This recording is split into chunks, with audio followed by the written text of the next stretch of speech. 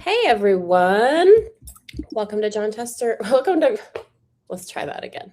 Welcome to Grounded with John Tester and Maritza Giorgio. How you doing, Senator?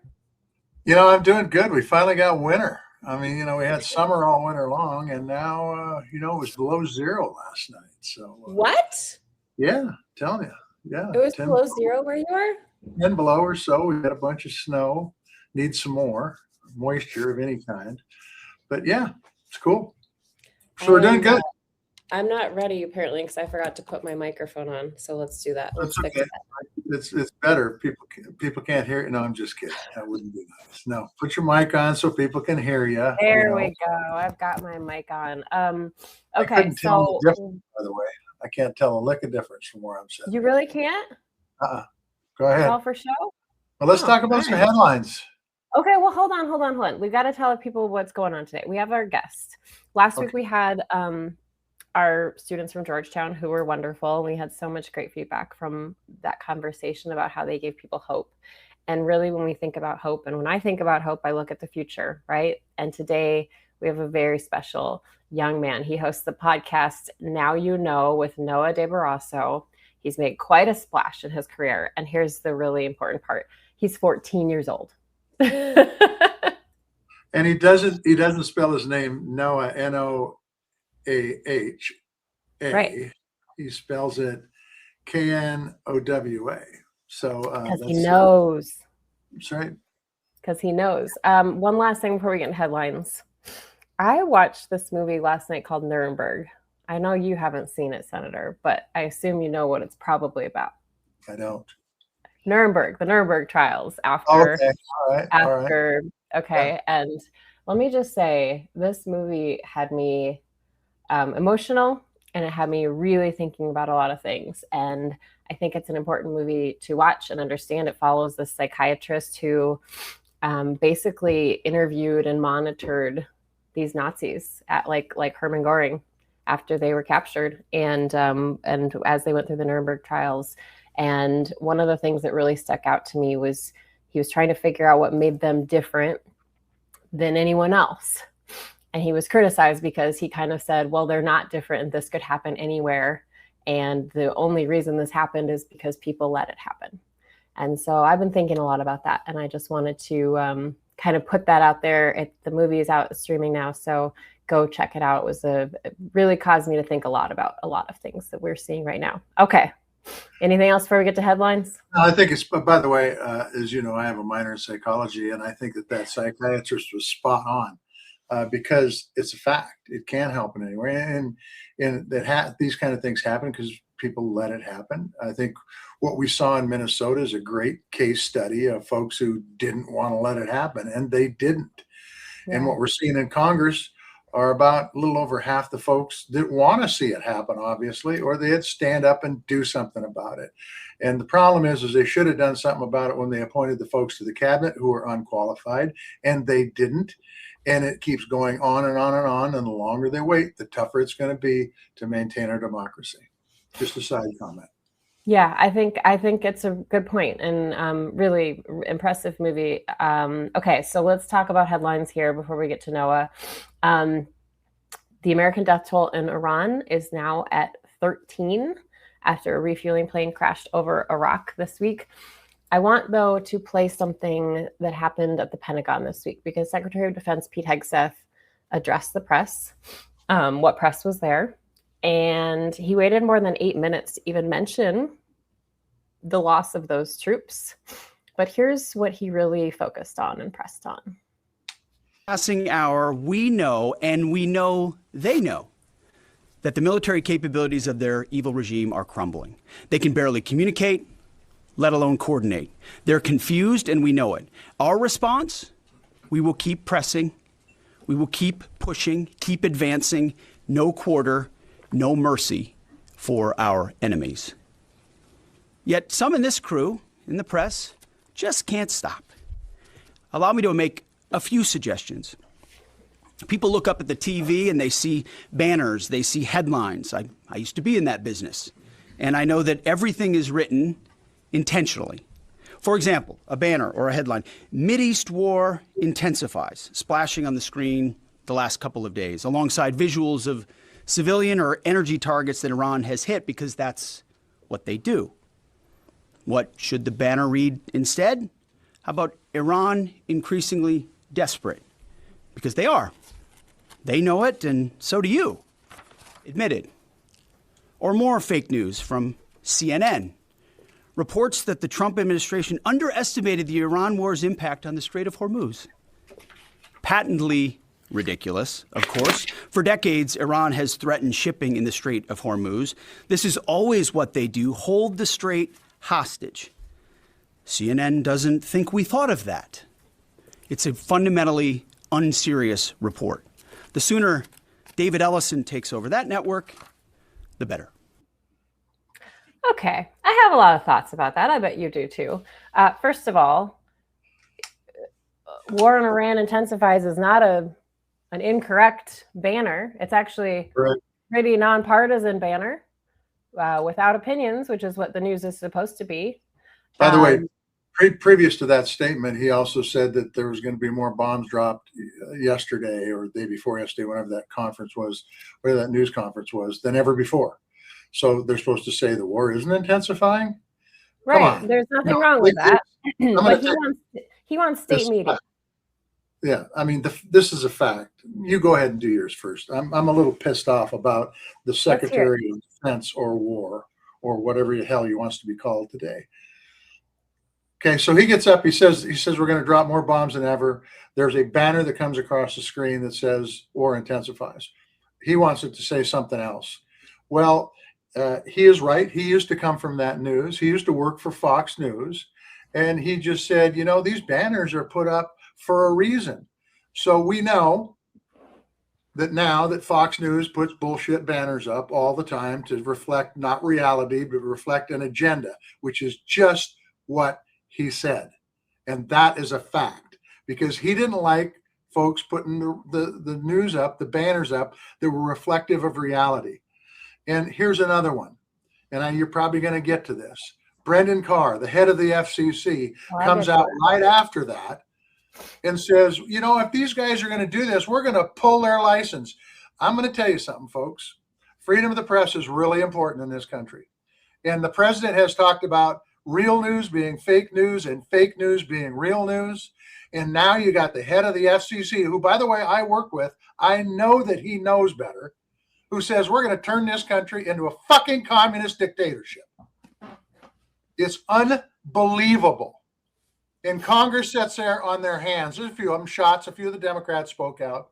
But Congress sits there on their hands and does nothing? Really? This is the country you want?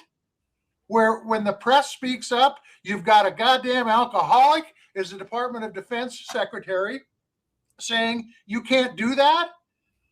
What a bunch of crap. There is a reason, Marisa Giorgio, that there are certain networks that don't get awards like the Cronkite Awards. And you pointed this out to me. And the reason for it is because they're entertainment, they ain't news. And so if Hegseth, working for Fox News, wants to have cryons, banners, whatever the hell you want to call it up, that are reflective of a political agenda, that's fine. Go live in Russia. Go live in mainland China. That's where that kind of attitude is accepted. Not here. Not in my backyard. Not in the United States of America. I think you said it really well. We'll unpack a little bit of that, because I was going to talk about shots and what happened.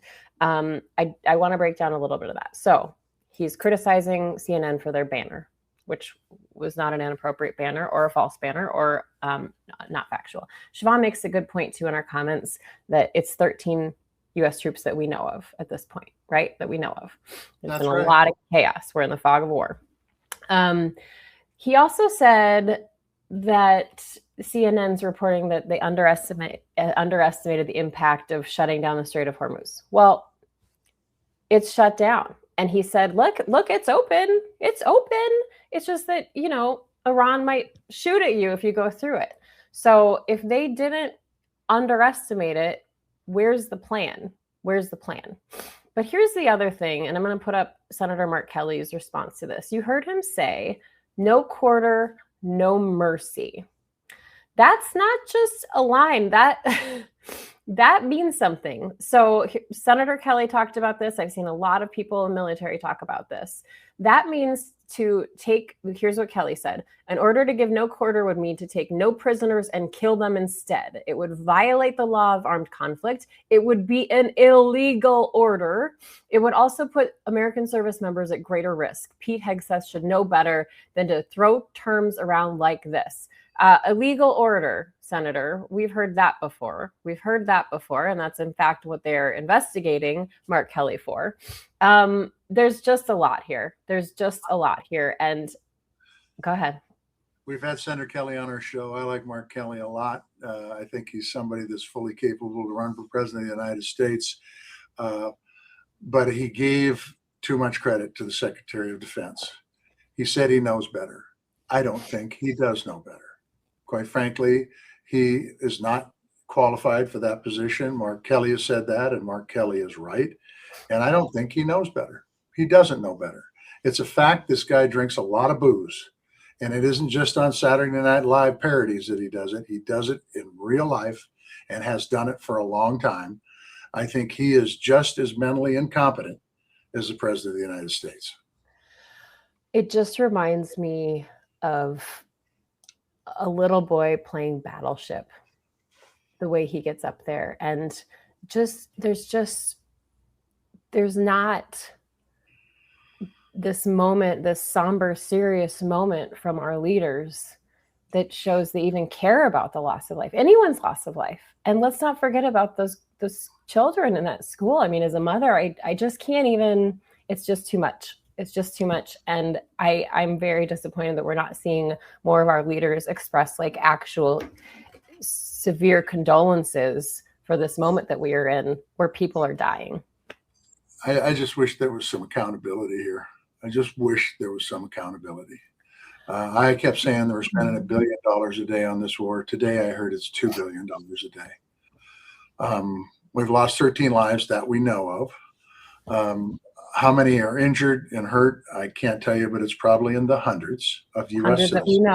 That we know of. And in thousands, probably tens of thousands, I don't know, in Iran, that have been killed. There has to be oversight. There has to be some adults in the room. And right now, the only adult in the room is General Kane. That's the only adult in the room. And remember, he's the guy who said, we don't have the munitions, we don't have the support of our allies to do this. And now the Strait of Hormuz is being blocked, and we're asking our allies to come in and help us. Why? Because it's been our allies that have run the procedures to keep that strait open, and they're not there because they've seen what this president has done all around the world, whether it's Greenland, whether it's Canada, whether it's Denmark, whether it's Venezuela. It doesn't matter. They've seen what he's done, and I don't think they trust him. They've seen what he's done with Putin in Ukraine. They've seen where he says one thing and another thing happens. And that's the thing about the media, okay? So the media tells us that, the gas prices are high, and the administration says, well, they're raising a little bit. They went at 50 cents a gallon. And it's probably more today because that's a couple of days old. It's probably up to 60 cents a gallon now. And so these guys are telling it's raining out there when they're really pissing on our feet. And the fact is this isn't the direction this country should be going right now. Our service member at risk, they need our support. If they're going to fund this effort going forward, what I would tell the Congress people is pay for it. Pay for it.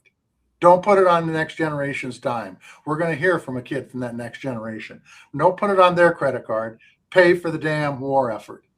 It's time to do it. We've been in the Middle East for 25 years and we haven't paid for it yet. This morning, Energy Secretary Chris Wright was on Meet the Press, and he said this pain at the pump is short. This is their line right now: short-term pain, long-term gain. And he says that the price, it will only last a few more weeks. So that's the first I've heard this is only going to last a few more weeks, because I also heard this week that when asked when this will go on, when Trump will know this is over, that he'll know because he'll feel it in his bones. And then he also spun the gas prices as good for America because it's good for our oil companies. It's good if you're an ultra billionaire because they're making money on it. if you're a regular person has to fill their car up with gas or their tractor up with diesel, it's hard. It's real hard. So here's what. And by the way, it's Yeah. been hard when there's been energy prices before, but those energy prices were high because of not an intentional war. And this is an intentional, not very well thought out war. Here is what you were talking about with Brendan Carr, the chair of the FCC, basically saying that coming after the broadcasters, threatening them, and that it's very important to bring trust back into the media and time for change. And they have a chance now to correct course before their license renewals come up. And that's what you were talking about. And Senator Brian Schatz of Hawaii said, this is a clear directive to provide positive war coverage or else licenses may not be renewed. This is worse than the comedian stuff. And by a lot, the stakes here are much higher. He's not talking about late night shows. He's talking about how a war is covered. So we already talked about that. But yeah, I mean, they're advocating for state media. The other thing is the war is, there's no media there covering this war from the United States. It is done secondarily. And so CNN was there, but with permission. CNN was there, but with permission. Yes. Unlike previous encounters, unlike previous wars, the media were getting out of this war. Let me put it this way, because you never say anything that's a blanket statement. But the coverage we're getting out of this war is not anything like it was during the war, the other wars in the Middle East. It is very, very, very limited. And you just about have to go to some other BBC or Reuters or something like that to get coverage of what's going on. Yeah. Yeah, it is shocking. Okay, one last thing. I mean, we need to mention TSA officers missed their first full paycheck as this partial government funding shutdown is still going on. I've seen certain airports actually putting out calls for help, like food donations for their TSA workers. So if you are traveling, say thank you, be polite, like talk to those agents because they're going through a really tough time right now as we do this. And the last headline before we get to Noah, he's being very patient. Go ahead. Just one other thing, if you didn't just say it, because I was just reading the comments, but if you're flying, make sure you make extra effort to thank those folks for the job they're doing. They're doing a hard job, and it's tough when you're not getting paid. So yeah, it really is tough. And they're there to keep us safe. Let's not forget why they're there, to keep us safe. Okay, this is the last headline that's just, I mean, very, I don't even know what to say about this. Okay, we have a new dime, and it's to celebrate America's 250th birthday, but there's something missing out of this dime because there's an eagle on it, and usually it has arrows and one, what do they call it? Like, what are their talons, right? Sorry. Yes. I'm not awake yet. We have arrows in one talon and olive branch in the other for peace. Guess what's missing? No olive branches anymore. This is the president says he wasn't going to start any wars. He was going to stick with America first. And, the peace president. Yeah, peace president. Got a peace prize from the lady from Venezuela. What can I say? It's pretty obvious. Especially when, people are not only talking about Venezuela and now talking about Iran, but now they talk about Cuba, they talk about Greenland. If we have any friends when this administration's over with, I'll be shocked. Well, there's always Russia, Senator. Jesus, tell me. I lived with those assholes my whole life, and now we took off the restrictions on Russia now so they can sell oil. There's, and make more money to fund a war in Ukraine who's fighting for democracy, and we're helping the dictatorships get rich. It's ridiculous. Yeah, we don't even talk about that in depth. But all right, we have a very engaged group with us live today, and I'm here for it. I love it. We love hearing from you guys, so keep it up. And I think you're going to really have a lot to say because we are going to transition now and bring in our guests. Noah DeBarrasso, the host of the podcast, Now You Know, with Noah DeBarrasso. So let's bring him in. Hey, Noah, how you doing? Can you hear me? We can hear you. I can hear you. I got to turn my volume up a little bit, but I can hear you. You cannot imagine how excited I am to be here with Jon Tester right now. And Maritza, it's so great to meet you. Well, it's great to meet you, Noah, but tell me more about that because I've heard a few things. Tell me why you're so excited to be here with Jon. Yes. So Jon Tester is one of my favorite people to ever enter public service. And I do not say that lightly because on election night, I was torn between the main election and Jon Tester. And I don't know if you guys know, but when you're watching an election, you can only really have one up on the screen that you're paying full attention to. The main race in the whole entire country was Jon Tester. There is no better public servant, I will say, in a modern history than Jon Tester, really. Okay. Let me tell you, Noah, when you run for president, I'll be your vice president. Okay. I love Jon Tester. We're going to have a great conversation. We really are. Okay, but can you tell us more about tell us like how Jon Tester came on your radar and why you love him so much? Let me tell you, Jon Tester is a public servant, I want to say a farmer, and his family, Charla, and everything like it, and his family that he takes care of. It's just so wonderful, and there's not many voices like that in Washington. It's really not. And I tried to tell everyone around me here in Georgia about Jon Tester, and they weren't on the same level of knowledge as me. With Jon Tester, and I find Jon Tester to be such a great public servant.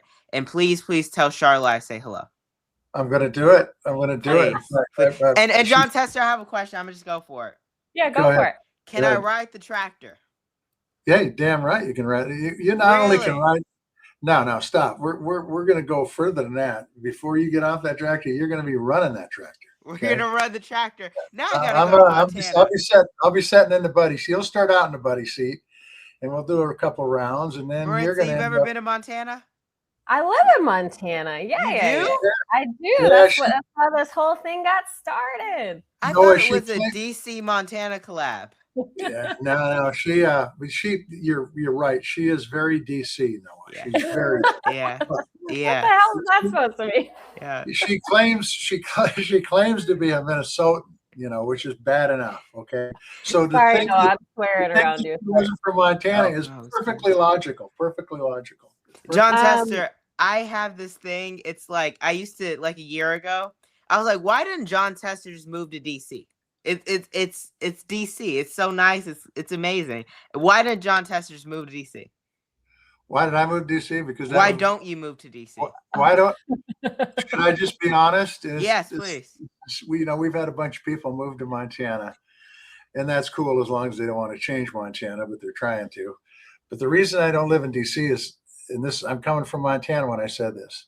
They got about 3 months out of the year where the weather's good, and the rest of it, it's either too hot or too cold. I'm just telling you. And in Montana, we've probably got 5 or 6 months where it's entirely livable, maybe 7 or 8 actually. This year it's been livable damn near all year round. So that's why I'm real Nordic, and I don't like humidity and heat combined together, and I don't like humidity and cold combined together. But I do. I think the weather there, excuse my French, it sucks. Okay, it just sucks. All right, and so that's John, why I don't see. Senator, I have a question for you toward the end that we're going to keep for the end. But how are you both? Well, I'm glad you care. Maritza's she's a little slow this morning. I'm just going to tell you, she's not on her A game. Yeah. It's the way it is. But I'm fine. No, we're doing good. How about you, Maritza? How are you doing? I'm okay. It's just one of those mornings. I'm just kind of dragging this morning, and the news is just really feeling overwhelming to me today. And I'm just going to say that candidly because, we got to be real here. That's the whole point, is to be real and authentic. And, most days we power through it, but there's just a lot right now. There's just a lot. Noah, how are you doing? How are you doing with all this? Because you and my son are the same age, like a few Really? weeks Is that apart. so? That's so. He's a few weeks older than you. What month? September is his birthday, September 28th, 2011. So I'm going to come to Montana around then. And we'll have a birthday party on the farm. Absolutely. Okay. So I think he's pretty informed because he has to live with me, right? But you have to be, the amount of knowledge that you have about politics and our political system and the news you consume is intense. So how are you doing with all of this? How are you staying sane and grounded, and also continuing to be a 14-year-old? Like, I hope you're having fun too. Let me tell you something. I absolutely have fun while doing the work. Let me tell you, I go out to California and I have fun in California while doing the work. So the work continues and the fun continues. And fun is pretty much anywhere. But look, there's more important to focus on. There's so much going on, and you'd be shocked, Maritza. The only news I really keep on is Scripps, because of how much I've been on there, Really? and how much love they have, and it's a wonderful. So I keep it on in the background for support because it's on that television. But I really do not keep up with television news. I get it straight from the source, straight from the words. And so for me, I see it straight from the words. But I think the average American here watching politics, are seeing the pictures and the dramatic voices and the scary situations and hearing it on television, and it's 10 times scarier. But if you're getting it straight from the source, I only think of 3 things. What can I do about it? What's the other 2? Really, what can I do about it? What can I do to solve this? And how can we put an end to this? Because that's the only thing you can really do about it. So a long time ago, I was 14 years old. Okay. And I was recently, Jon Tester, recently. Yeah. I was working on whether I was going to make the basketball team, whether I was going to be able to do that or not. And what got you interested in public policy? Because I'm going to tell you, you're one of a kind. I mean, I appreciate you really are. You really are. And you're one of a kind up in Montana, Senator. You really are. What got you interested in politics and public policy? Because it's so important. You cannot just sit idle. At least for me, you cannot just sit idle and let it happen. Before I did this, I was in streaming. I love streaming and vlogs and Roblox and everything like that. And all of that is cool, but I cannot just sit back and sit idle while seeing everything happen. And so you have to speak up and use your platform for better change, or else it's entirely selfish. And I encourage everyone with a voice who can use it to speak up on what is going on. It's not performative. It is not some talent show sort of thing. You have to do it. It's public service. Okay, so I got a little bit out of order because we got into it. We got into it early, but I saw Jon Tester and I went crazy. No, I'm glad. We love it. We're here for that. I want to show you. So here's when Noah first came on my radar, because you went pretty viral, and then you were on Scripps a bunch. You've been on Scripps a bunch, which I love, having worked there and now doing freelance stuff with them. But let's play this. So this is because I want to go back on Scripps, but I haven't heard from Tracy lately.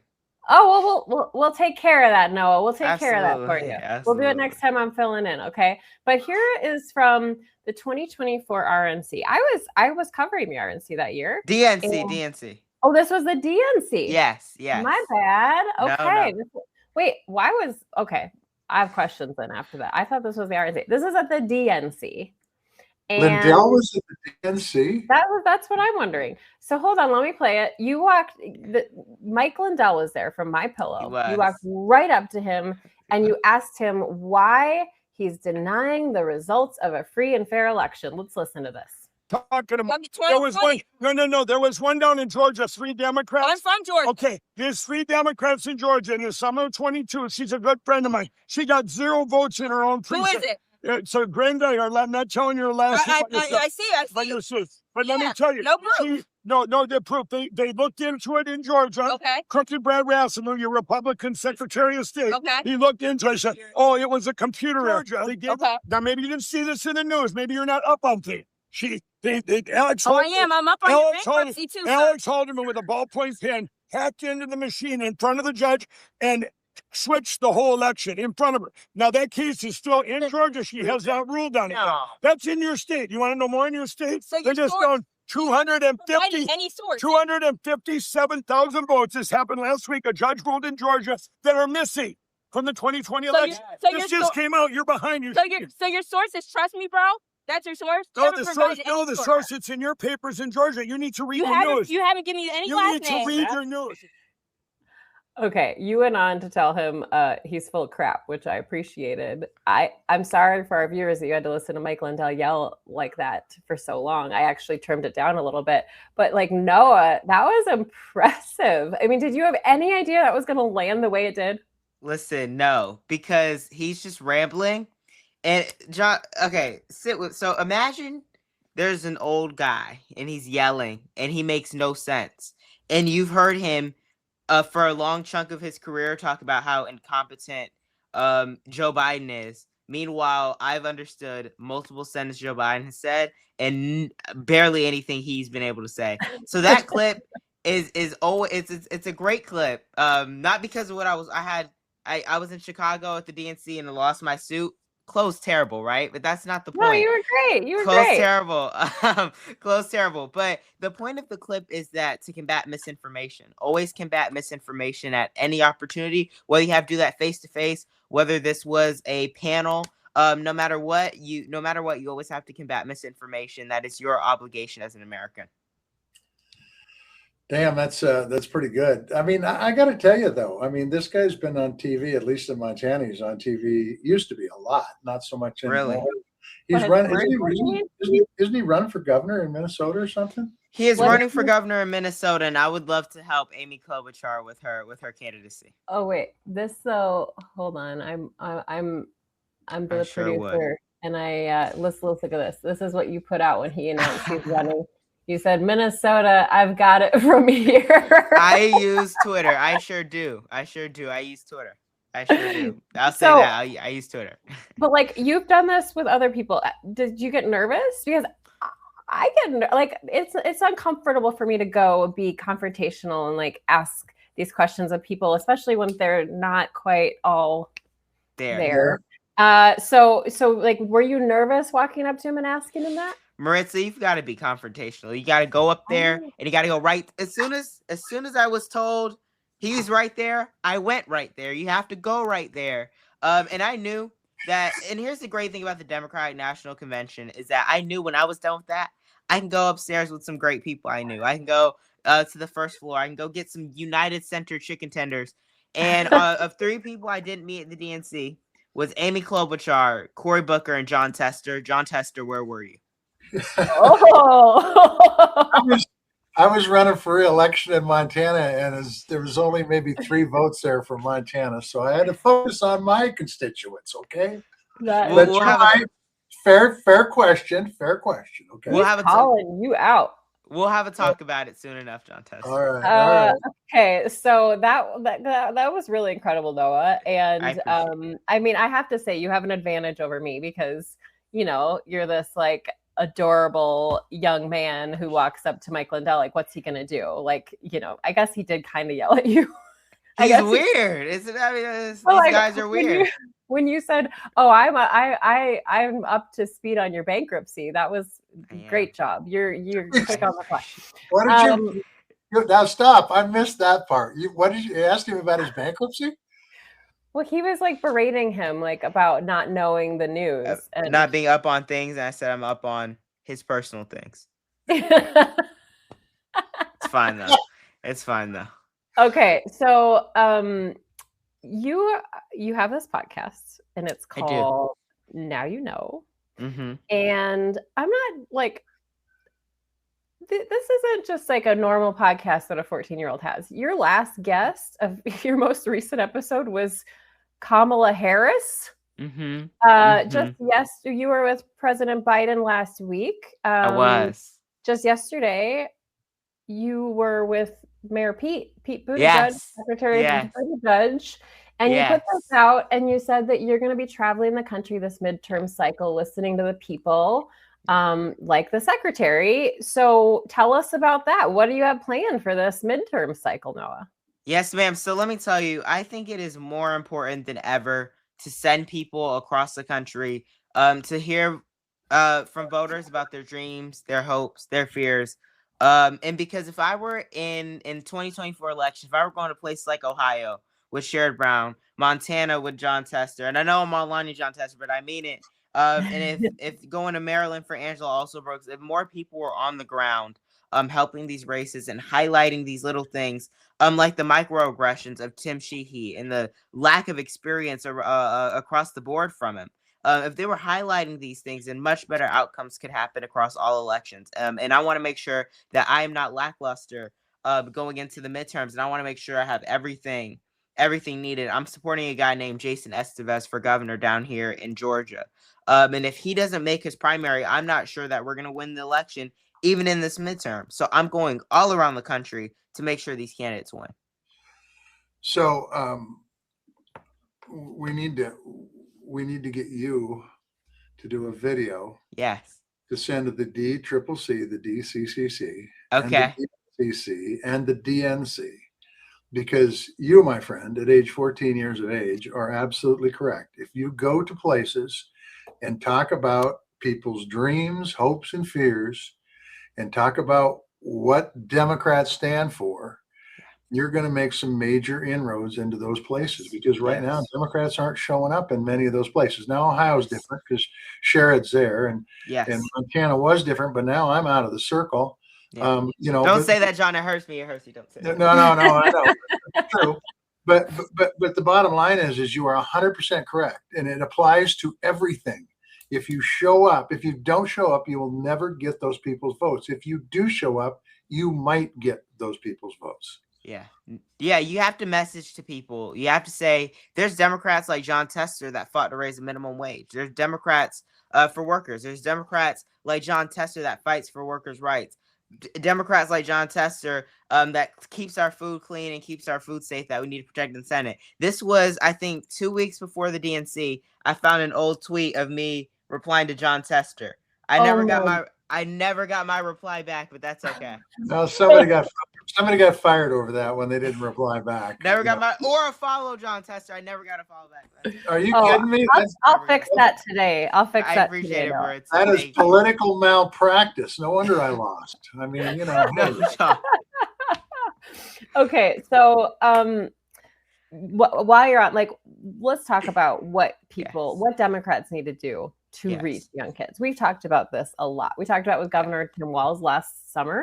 When we talked to him about, Turning Point having this massive influence over young people in this country. And so what's the equivalent on the Democratic side? What do the Democrats need to do? What is the messaging? What does your generation care about? Yeah. Let me be clear.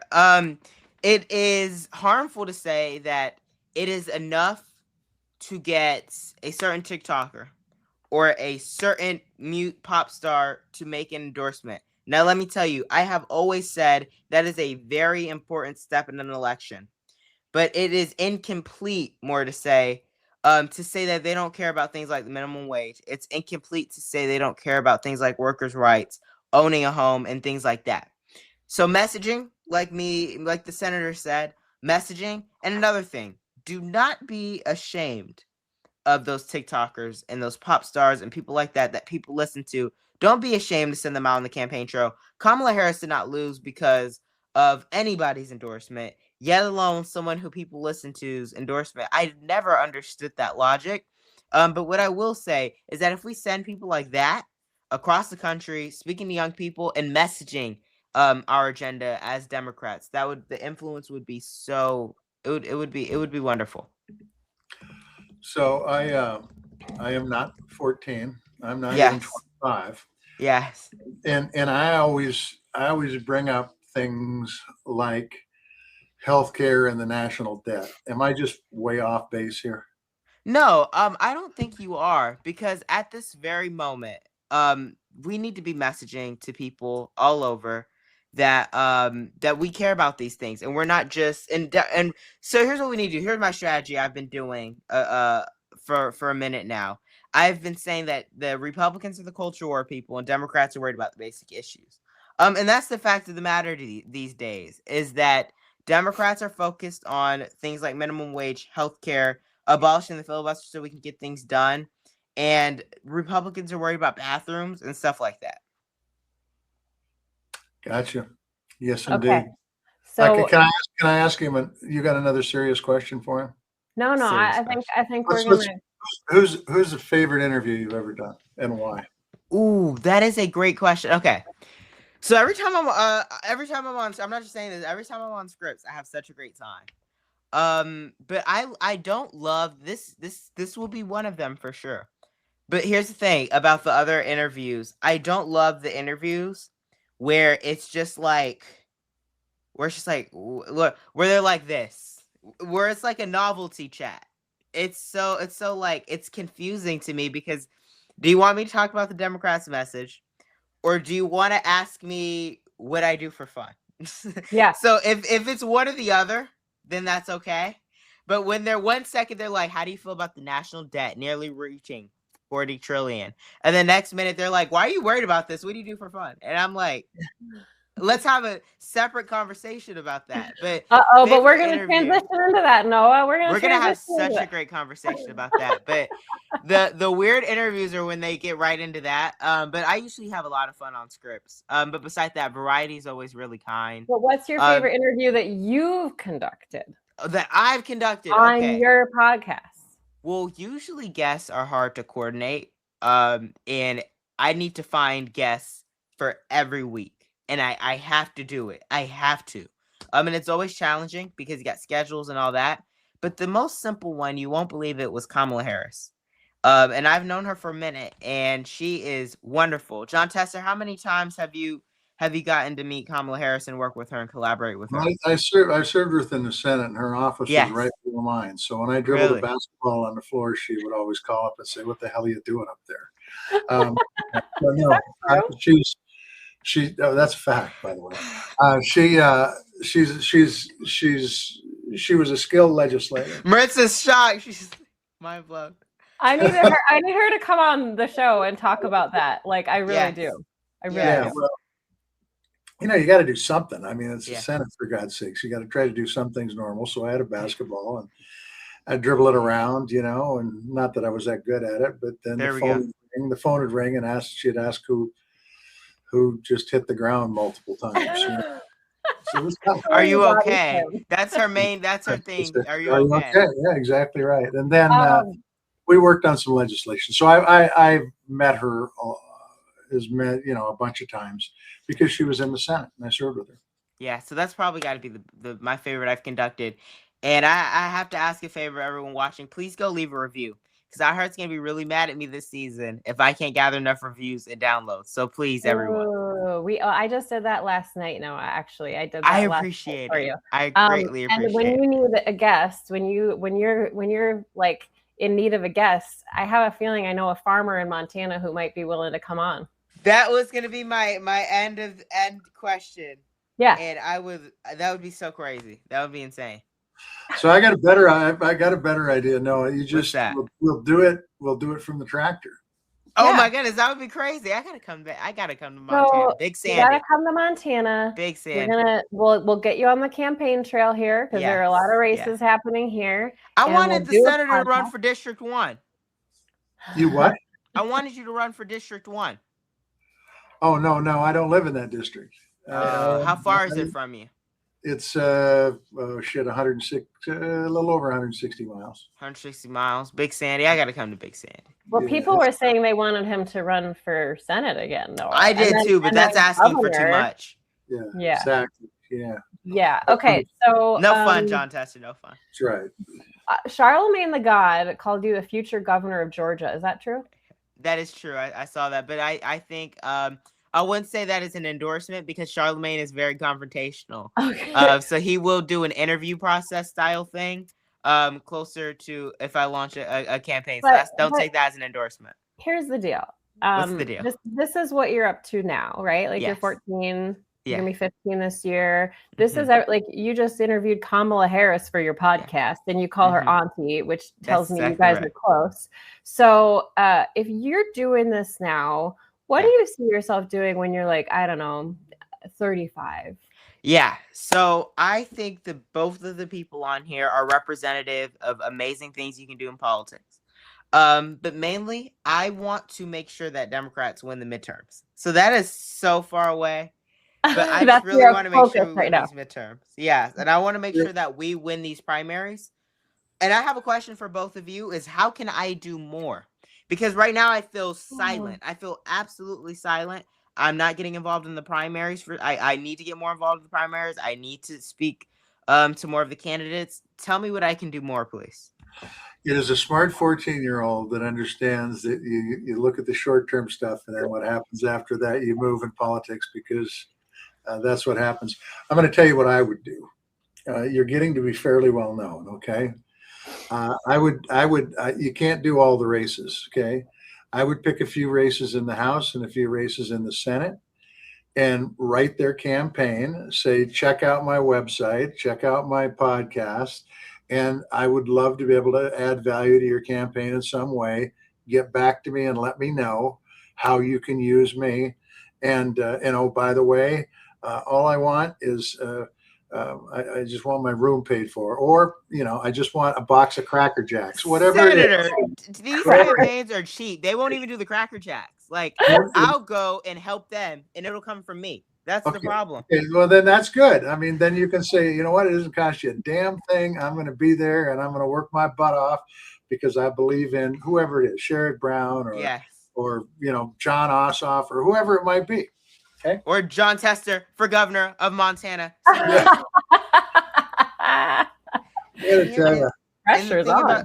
Now, who the hell put that in your head? I want to know. Jon Tester for something, please. Yeah, exactly. Well, I'm ahead of my what's the name of that outfit you live in? A community? What is it called? I've been trying. Municipality.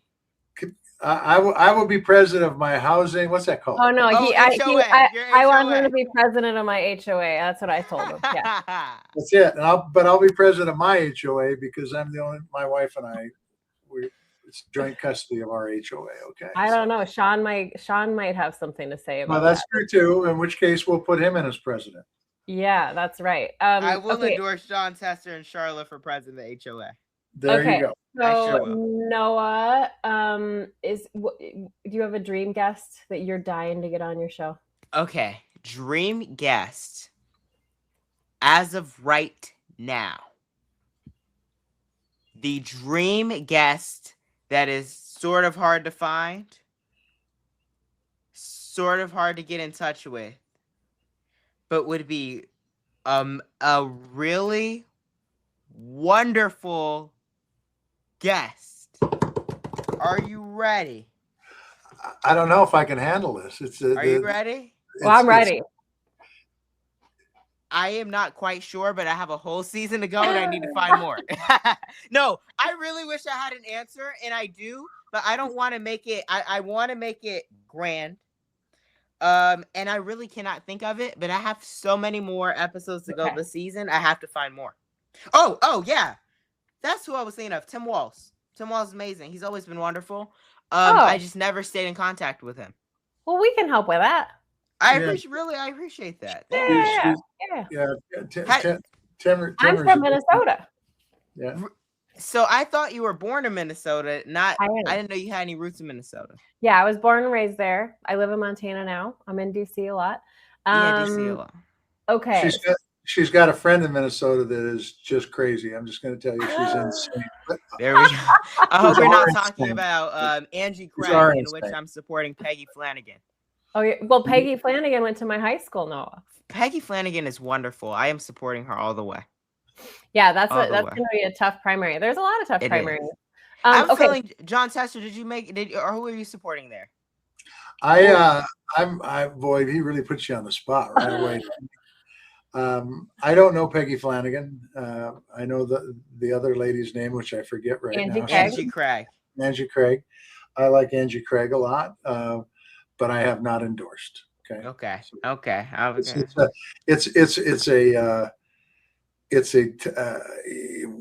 they've wanted us to. There's several primaries in Montana that they've wanted us to endorse. I haven't yet. Probably won't in most of them. There will be one I probably will endorse in. But bottom line is, you're 100% correct. There's a lot of good people out there that are willing to run and willing to sacrifice to be in the House and the Senate and governorship and county commissioners and all sorts of other jobs out there. And people do need to pick a horse and support them. So that the primaries are hard. And I'm going to add, because I'm seeing this real time, pick a horse, but don't berate the people who are supporting or running against your horse, because That's right. after the primary, folks, there's a Everybody's- general election, and the infighting I'm seeing, it just drives me crazy. That is absolutely a great point. I wonder if that was inspired by my remarks during the DNC chair race. No, it wasn't. Okay. It Okay. wasn't. No, I got scared. but Nope. did you say that, Noah? Is that what you said? I said that the opponent DNC chair candidates were not as amazing as mine. How about that? Okay. Well, I think that's okay, Let's put it that way. there's a line of being, you know. And I said a little more. I love It's- Martin it's- O'Malley. He's a great guy. That's okay, because what you're saying is those others are good, mine's better. It's when you say I did not quite say those others are good. On scripts as well. This is on script. No, need I to did go not watch love on the opponents. that. I need to go watch I did. that. That's I did okay, not quite Noah. love thy neighbor. That's okay, but in this moment right now where we are at, seeing what we're seeing and everything playing out, we have some important primaries, and you got to back the person you're going to back, but you also can't burn down the other person, because, you know, there's going to be a general. I There's think going the to be a DNC general. I always the think DNC that. chair is a little bit different, but there's going to be a general that you need people to get behind. And I've seen this play out many ways. 2016 sticks with me, though. Okay, so you still have fun. You find fun everywhere. You're going to come to Montana. We're going to do a show. We're going to get you on the tractor. I still haven't been on the tractor, so maybe it can be a joint thing. listen, Noah, you can come on the tractor. I'm drawing the line there, though. Hey!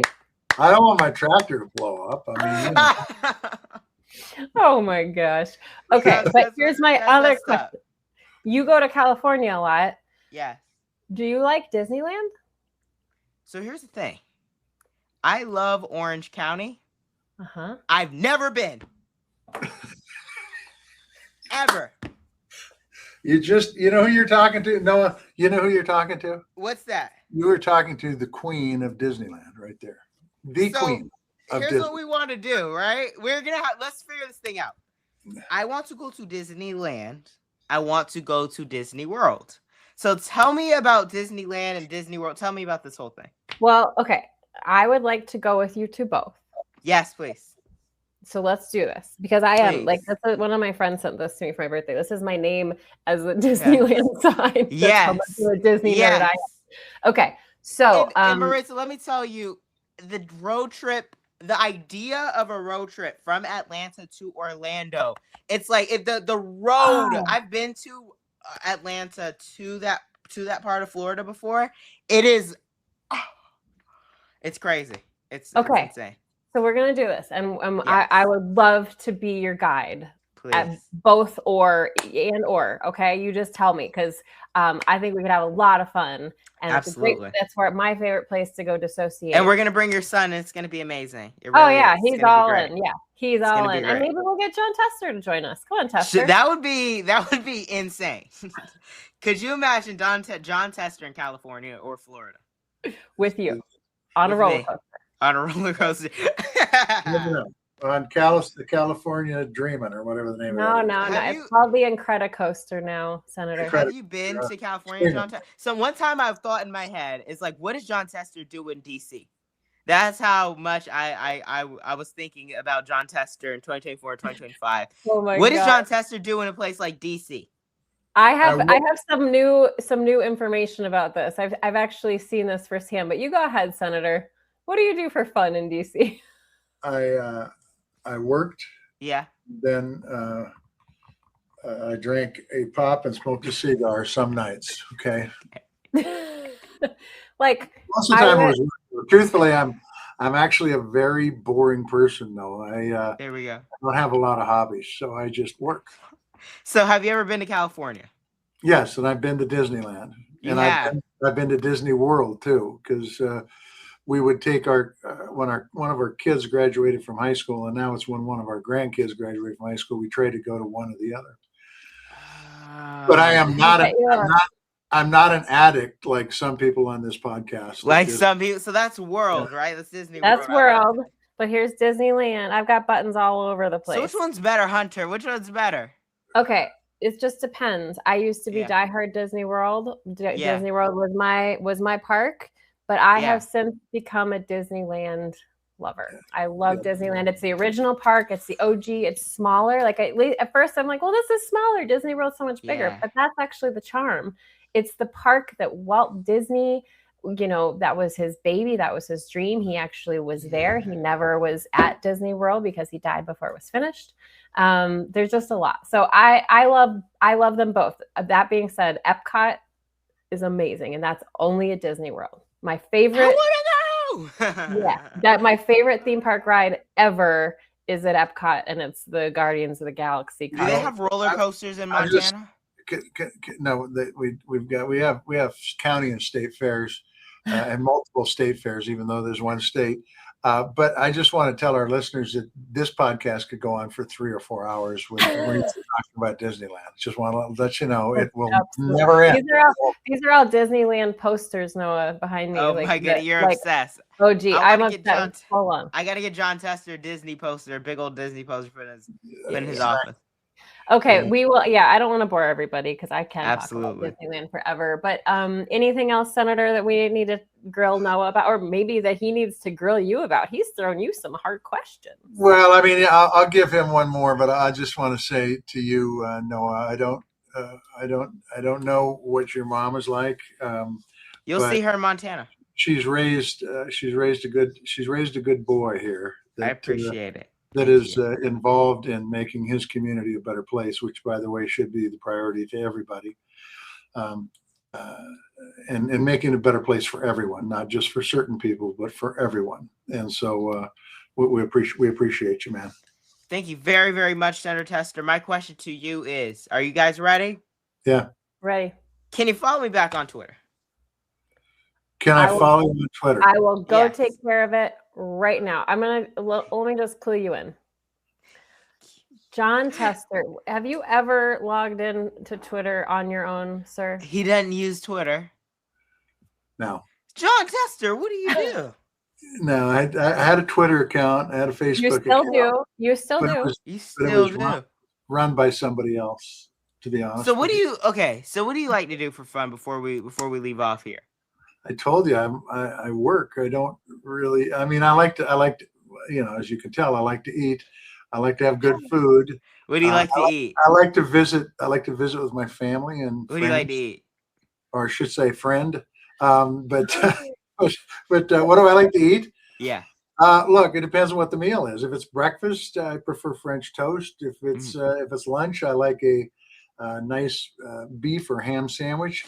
If it's supper, I'm pretty ambidextrous here. I could eat steak, I can eat lob, I can eat shrimp, roast beef, any of that stuff. But I'm a carnivore. Okay, so my meals tend to revolve around some sort of meat, except for breakfast. Except for breakfast. Well, Senator, I'm very thankful. Maritza, thank you so very much. I ask of the listener, please leave me a review and stream the episodes. Even if you're not listening, just leave it open because I want a season 2. It would be great. It would be really great. So please leave a review. He's a marketer. There we go. You do our marketing, Noah. There we Man. go. Please let me. We're Yeah. gonna post this episode and these clips all over social media. Hopefully they don't take anything I said out of context. So we're gonna have a great time with it. I think it was awesome. I think it was think so, awesome. too. People are loving you on our live right now, and we're impressed. I cannot wait to just follow what you do. And I You know can't what? wait to follow you guys to Montana. I can't wait to live long enough to find out what this dude's doing. He's like the Tiger Woods of politics. I mean, That's right. 15 years from now, this dude's going to be ripping it up on some nightly show or podcast or however the hell we're consuming our news. I'm telling you. Yeah. I appreciate it, guys. Thank you. Wait, thank wait. you. I have one more. Do you Yes. have is there someplace you want to go to college right now? So here's the thing. I still got to look into it. I want to leave the state because I don't love Georgia. A lot of people here will tell you I don't love the state of Georgia. There's not much to do here. Atlanta's not really a great city. I don't know. I how much Atlanta. I don't. Another thing that comes to my head. What would John Tester do in Atlanta? I don't know. I know. I'd go to Warnock's church. That's what Warnock Yep, Church. he'd go to Ebenezer Baptist, and he would go Ebenezer. to a Braves game. A Braves game. And yeah, I can think of it. I would do that too. I don't love Atlanta. I don't know how much the mayor really likes me. I know the mayor of Los Angeles loves me. She's wonderful, Karen Bass. But that's the truth about Atlanta. I don't love it. So anywhere outside of the state, I'm happy to go to. But I love the coastal elitist is what the coastal elite places. Yes. Well, you know where Senator Tester is teaching this semester. Where? Georgetown. In New York. No, in DC. In DC. In DC. Yeah. Goodness gracious. And I think that maybe the Institute of Politics there might be a great place for you to land, Noah. Oh my goodness. Well, I'll give it some thought. I really will. I'll give it some thought. Right. We're gonna review together. Thank you guys. Thank you, Noah. Have John a wonderful week. See you, Noah. All right. Thank you, Maritza. Thank you. Bye. Thanks, Noah. What a My great God. kid. I gotta tell you, man, the kid's got a mind. I'll tell you that. Oh yeah. People want him to come to Montana. I have to share this with you, Senator, because Mary Mo says in our chat that you will always be a friend, John. You gave us 18 years and more before that. I know you've been under some fire recently, so that warms my heart to see that. No, I'm not under fire. You might be reading all that stuff that I never get on to read, so I don't know that I'm under fire. So I'm not under fire. But Mary Mo is a great person, a great educator, and somebody that I've got a tremendous amount of respect for. She also I just saw her this week. She was at that senior forum I go to. Yeah, she's a good person for sure. Okay. Comes from a good family, from an incredibly family that has a lot of legacy. I'll just tell you that. Just amazing. So that was quite a conversation. What an impressive kid. Yeah, no, like I said, we're renting this place from people like him. So we got to make sure when we're talking about folks serving in public office, that we're empowering that generation to be the best they can be, like our parents and grandparents did for us. Yeah, absolutely. All right. Any final thoughts? Nothing other than things continue to happen without any checks and balances, and it tends to drive me crazy. And I know there's people that say, John, you cuss too much. But what the fuck am I supposed to do? I mean, truthfully, this is an insane time in this country's history.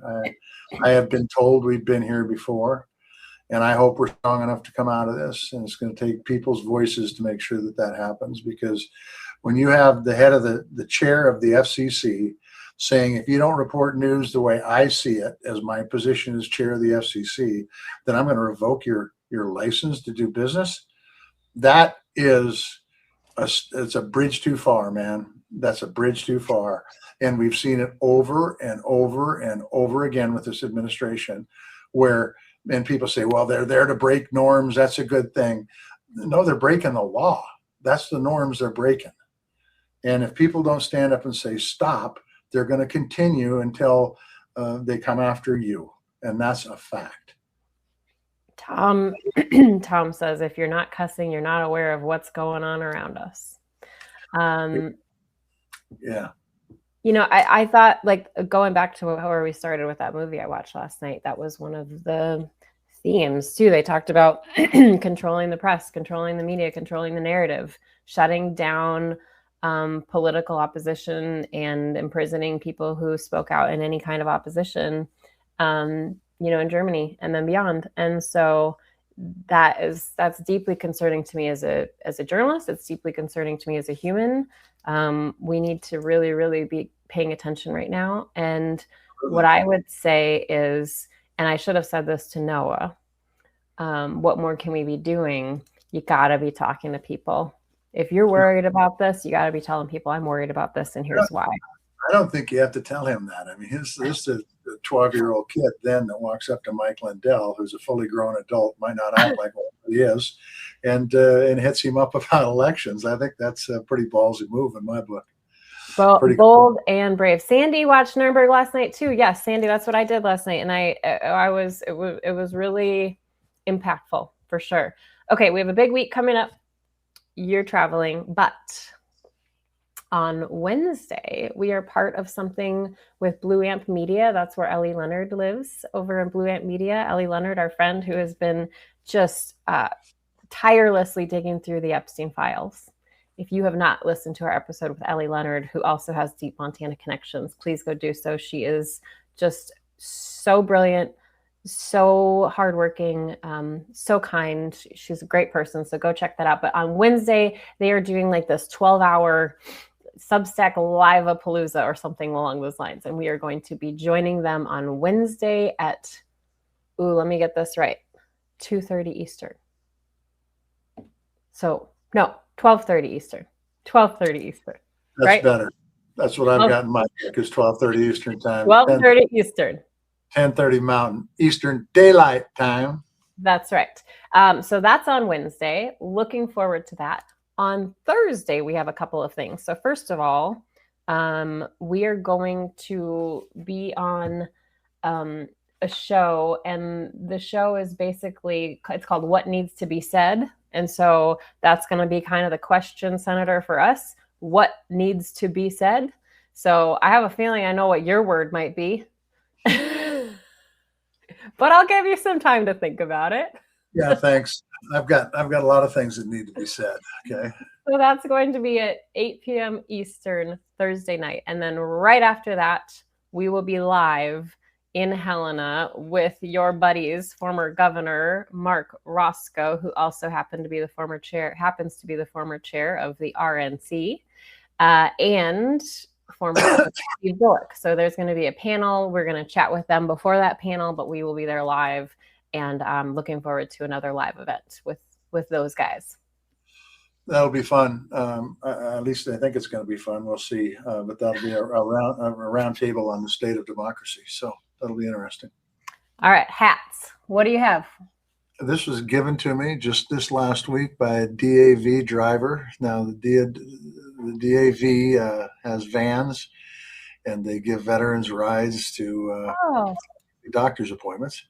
And this the drivers are volunteer. They have to jump through a lot of hoops to be able to become a volunteer driver, which is something we tried to fix while I was in there, and hopefully they're still trying to fix if they don't have it fixed. And this they gave me this hat to wear, so I did. And on the back, it has "Thank a Vet," which is pretty cool. You can see that. I think. Oh, I love that. Thank a veteran. Yeah, absolutely. And so it's pretty cool. Yeah. And we appreciate those folks who drive those vans, and we appreciate the DAV for providing the vans, and appreciate the vets who use them. So it's all good. I just want to say that I don't think we've shown this, but this hat is one Heather Cox Richardson sent us a couple hats. So this is one she sent, and we love it. And I've got a blue one, and I think we should wear it here coming up. Maybe I'll wear it when I go to Helena. That's what I'll do. Ooh, that's a good idea. You should. Yeah, wear it when we go to Helena. And we're talking with Heather because there's a lot of stuff happening with campaign finance, and she's been pretty fired up. So we're trying to work on something there. But we'll keep you in the loop. She's spot on. It's one of the big problems we've got in this country right now is that the billionaires are running the show, and they're running the elections too. And it's all because we got a screwed up tax system with too many carves outs for the rich, and ending up with a $40 trillion debt, and the list keeps going on and on and on. All right, folks. Well, I want to say thank you to our guest, just incredible young guy, Noah DeBarasso, host of Now You Know. Go follow him. But I already followed him on your behalf on Twitter, Senator. I already took care of that. That's done.